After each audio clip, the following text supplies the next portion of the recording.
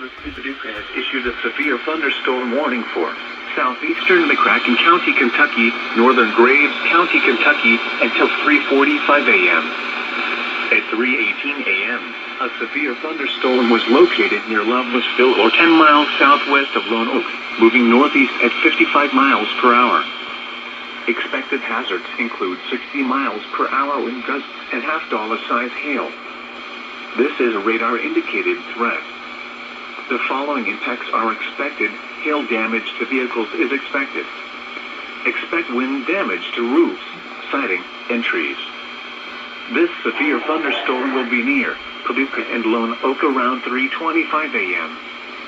Reedland around 3:35 a.m. This includes Interstate 24 in Kentucky between mile markers 7 and 17. Repeating, a severe thunderstorm warning has been issued until 3:45 a.m. for the following counties in Kentucky: Graves and McCracken.